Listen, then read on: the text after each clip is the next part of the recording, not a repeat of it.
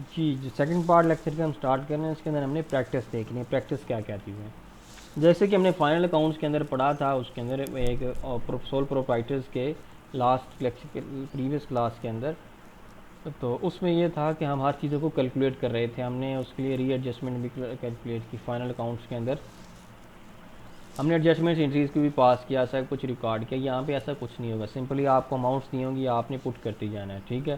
Practice company की financial statements है या प्रॉफिट और loss and other comprehensive incomes के अंदर है। जी, हम देखते हैं जी क्या क्या जी शेयर कैपिटल की अमाउंट दी गई है जी। और सबसे पहले हम देखते हैं ट्रायल बैलेंस 17.1 का, जी trial balance of pastel cement company on December 31 December 2009। Accounting at ये गिवन है, ये हमारे पास ये ट्रायल बैलेंस की अमाउंट जी। आपने 30 इसके साथ पढ़ने हैं और इसके साथ भी शेयर जो आपके पास हमारे पास आ रहा है, शेयर कैपिटल है जी 500। जी, तो हमारे पास कितना बन रहा है जी, ये कुछ अमाउंट्स 550 मिलियन बन रही है हमारे पास। इसी अमाउंट में 550 नहीं सर 5 मिलियन और 50,000 हमारे पास अमाउंट बन रही है। शेयर प्रीमियम आपके पास 1 मिलियन बन रहा है, और सॉरी एक ये आपके पास 100,000 बन रहा है। और रीवैल्यूएशन रिजर्व गेन एंड जो है वन आपके पास 125,000 बन रहा है।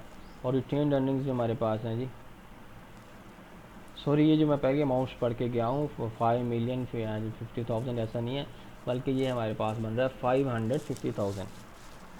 सॉरी फॉर दैट जी। तो नेक्स्ट हमारे पास आ गया जी रिटेन अर्निंग्स जो हमारे पास 563,000 है। और land building and carrying value की जो हमारे पास 678,000 है। Plant and machinery carrying value 585,000 है। और इन्वेंट्री हमारे पास जनवरी 1 2009, जिसको हम ओपनिंग इन्वेंट्री बोल सकते हैं जी,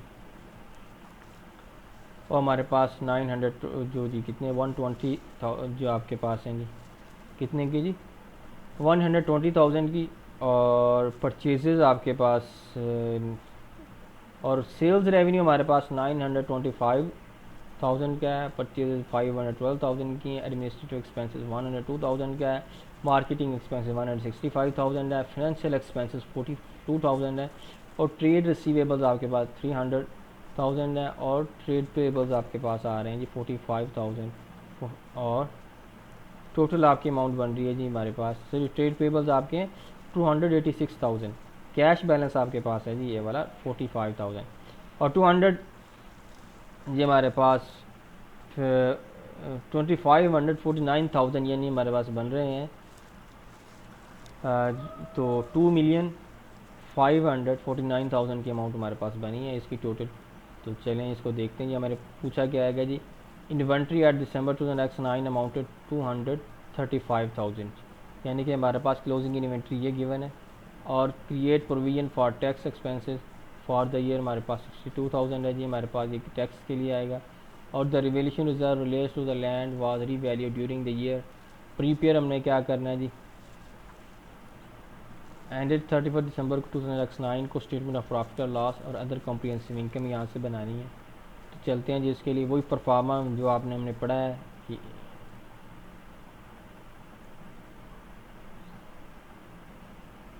ये वाला परफार्मा जो आपके पास इसी को हमने लेके चलना है। और इसी परफार्मे के अंदर हम जस्ट वैल्यूज़ पुट करते जाएंगे।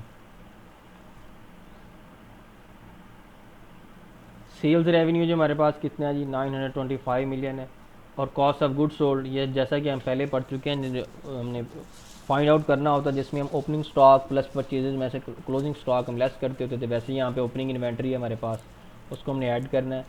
और सॉरी उसके अंदर हम परचेजेस को ऐड करेंगे, क्लोजिंग इन्वेंट्री को हम लेस करेंगे, तो 528,000 हमारे पास आ जाएगा। ऑपरेटिंग एक्सपेंसेस हैं जी हमारे पास। ऑपरेटिंग एक्सपेंसेस हमें गिवन है just administrative expenses 102,000, selling and marketing expenses 165,000, 276,000 ये टोटल हमारे पास हुआ है। तो 261,000 के हमारे पास ये आ चुके हैं। और प्रॉफिट फ्रॉम ऑपरेशन आ गए। अदर इनकम कोई नहीं है हमारे पास, नहीं ऐड की। फिनेंशियल एक्सपेंसेस हैं जी 42,000, इसको लेस किया है। और प्रॉफिट बिफोर टैक्स आ गया 219,000। और इनकम टैक्स हमारे पास 62,000 का था, वो हमने लेस किया है, तो हमारे पास प्रॉफिट आफ्टर टैक्स आ गया 157,000। एज़ कम्पेयर टू ये आपके फाइनल अकाउंट्स के हवाले से जो आपने 13 चैप्टर पढ़ा है, और या फिर पार्टनरशिप के हवाले से जिसमें से हमने एडजस्टमेंट नहीं करनी, तो हम आपके लिए आसान है। अगर एडजस्टमेंट यहाँ पे आ जाए तो बहुत मुश्किल हो जाएगा।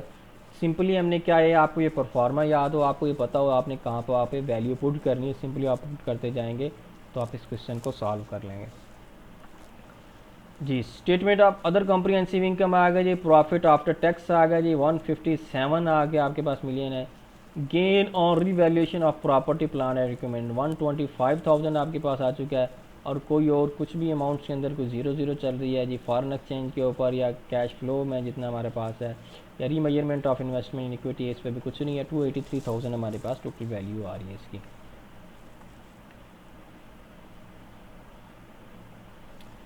ये गिवन है जी हमारे पास, revaluation reserve gain on revaluation of property plant and equipment.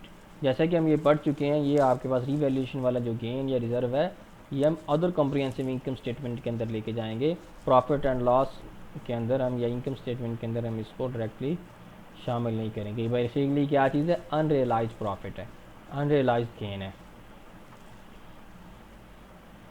जी। क्या करें, presentation and classification should be properly taken care. आपने क्या ख्याल करना है कि इसके अंदर जो क्लासिफिकेशन ऑफ स्टेटमेंट्स हैं, सॉरी क्लासिफिकेशन जो भी हेड्स यहाँ पे लिखे गए हैं, जैसे जैसे हमारे, इसको आपने सही तरह से फॉलो करना है। ये स्टूडेंट्स यहाँ तक बताएं जी, इसकी समझ आई है कुछ नहीं आई आपको, इस क्वेश्चन का कुछ बात पल्ले पड़ी है या नहीं पड़ी?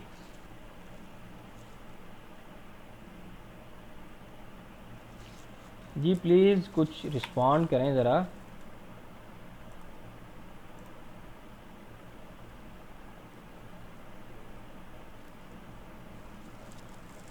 अच्छा जी, ठीक हो गया, कुछ पता चला है।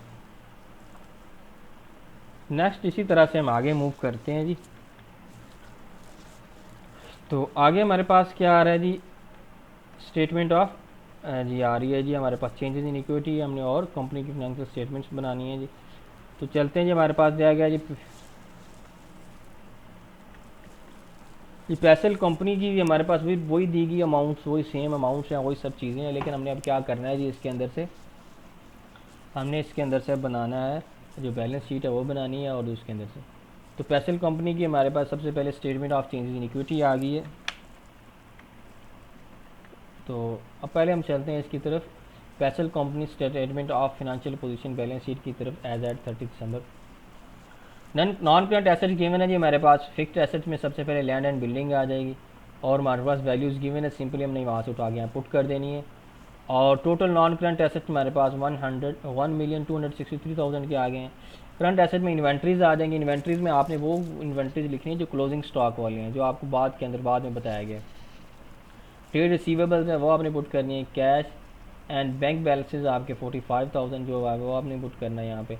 तो 580,000 की आपके पास टोटल वैल्यू आ गई। उसमें से आपने लेस क्या कर देना, इसमें से आपने करंट लाइबिलिटीज़ जो लेस करनी, करंट लाइबिलिटीज़ हमें गिवन है, अकाउंट्स पेबल है और provision for tax, current tax है। तो ये 286,000 एंड 62,000 की वैल्यू में गिवन है। चलें आपको ये बता दें जी कहाँ पे हमें जी हमारे पास, ये देखें जी ये कैश बैलेंस हमने दिया जो कैश एंड 45,000 है, फिनंशियल एक्सपेंस 42,000 है, और ये तो हमारे पास ये तो हो कर चुके हैं पहले। और उसके बाद टैक्स के हवाले से हमारे पास जितने भी थे,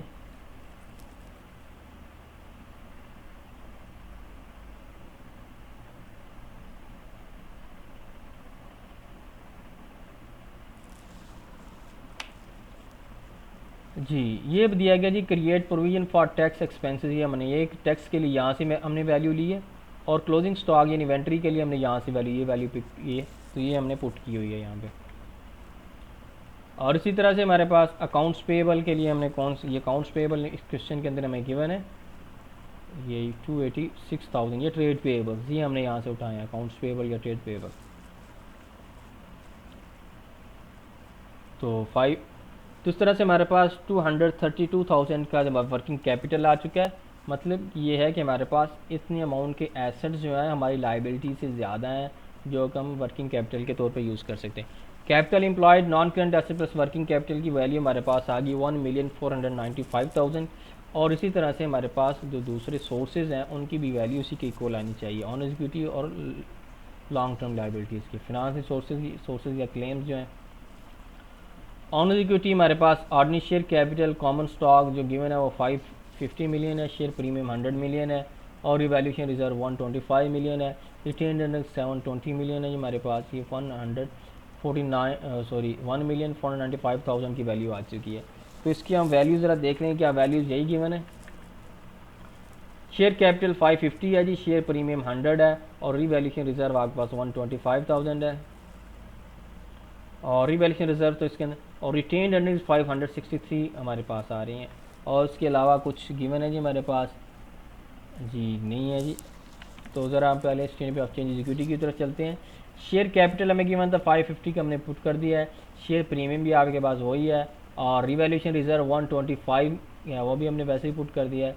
अदर कॉम्प्रिहेंसिव इनकम कुछ भी नहीं है।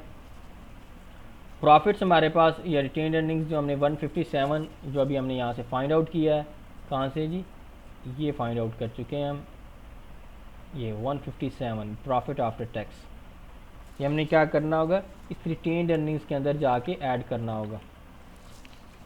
रिटेन्ड प्रॉफिट्स के अंदर हमने जाके ऐड करना है। डिविडेंड हमने कुछ नहीं पे किया, जीरो अमाउंट है।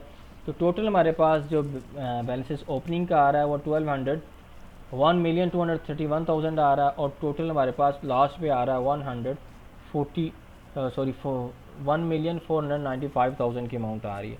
तो हमारे पास जो रिटेन्ड प्रॉफिट हमने शो किया वो 720 मिलियन यहाँ से पुट किया है हमने, रिटेन्ड अर्निंग्स जो आपके पास गिवन है। बाकी यही सेम वैल्यू हमने उठा ली है, ये दे सकते हैं यहाँ पे। क्या है जी, रिटेन्ड अर्निंग्स क्या है जी, 720,000 जो आपके पास आ रहे हैं, ये बेसिकली हमने स्टेटमेंट ऑफ चेंज इक्विटी से पिक किए हैं। तो अमाउंट हमारे पास टोटल आ गई 1,495,000 की अमाउंट आ गई है। तो उसमें से हमारे पास लॉन स्टॉक या डेफर्ड टैक्स लाइबिलिटी कुछ भी नहीं है। तो इसी तरह से capital employed on equity plus non current liabilities आपके वही सेम अमाउंट आ रही है। तो इस तरह से आपने ये भी पेसल कंपनी की सिमिलर जो भी आपके पास है जी, आपने उसकी बना ली है statement of financial position. Movement in revaluation, जी जी जी पूछें please.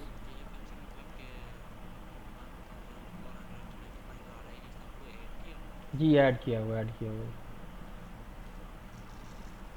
Movement in revaluation reserve should be presented in separately in the statement of changes in equity. क्या होगा जी, हम जो भी रिजर्व के अंदर चेंज आएगा हमने statement of change in equity के अंदर शो करना होगा।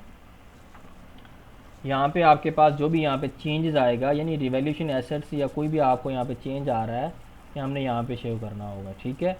अदर कॉम्प्रिहेंसिव इनकम के अंदर कोई भी चेंज हमारे पास नहीं आया है, तो इसलिए हमने यहाँ पे कोई भी कुछ नहीं किया है।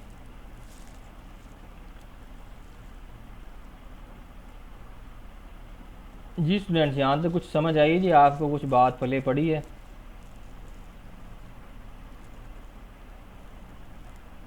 बेसिकली ये परफॉर्मा आपको जहन में रखनी है और वैल्यूज़ आपको वैसे ही गिवन होंगी, आपने वैल्यू सिंपली पुट करनी होगी और कोई कैलकुलेशन आपने नहीं करनी होगी। यहाँ तक ये बात आप जहन में रख लें, जहाँ तक यह जस्ट आपने कैलकुलेशन इतनी ज़्यादा आपको नहीं गिवन होगी और इतना मुश्किल क्वेश्चन जो आपसे 5 नंबर का नहीं पूछा जा सकता। हो सकता है आप में से इसमें से कुछ एक चीज़ पूछ ली जाए आपसे 2 मार्क्स की, ये चीज़ आप कैलकुलेट करके दें, ठीक है।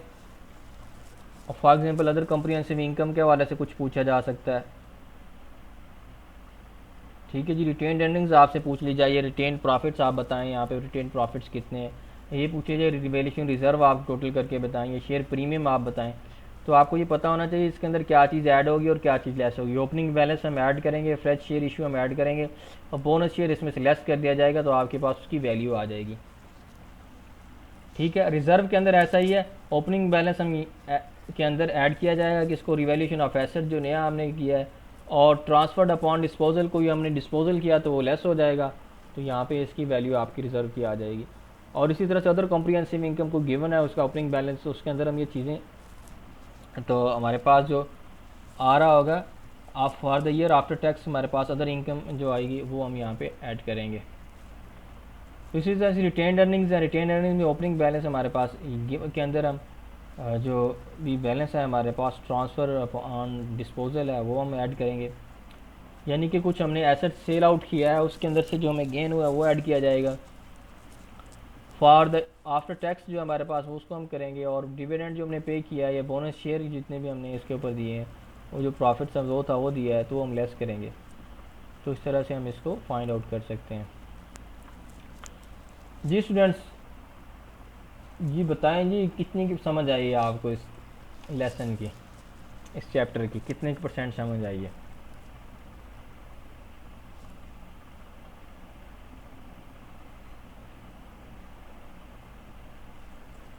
जी प्लीज़।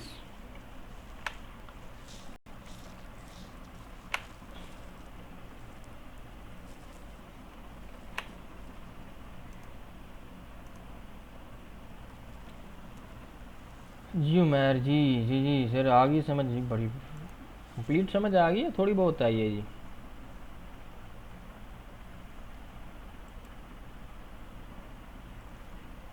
तो इस चैप्टर की प्रैक्टिस के बाद आप मुझसे मेरे साथ ज़रूर शेयर करें, जो फिर भी हम इसको मज़ीद मज़ीद मैं आपको फिर बताता जाऊँ इसके अंदर जी, कि आपसे कुछ शॉर्ट के अंदर ये पूछा जा सकता है, या जैसा कि कोई एक अगर आपसे इनकम स्टेटमेंट या फिर बैलेंस शीट का पूछा भी जाएगा, तो सिंपली आपको जस्ट वैल्यूज़ गिवन होंगी, आपने वो पुट करनी होंगी।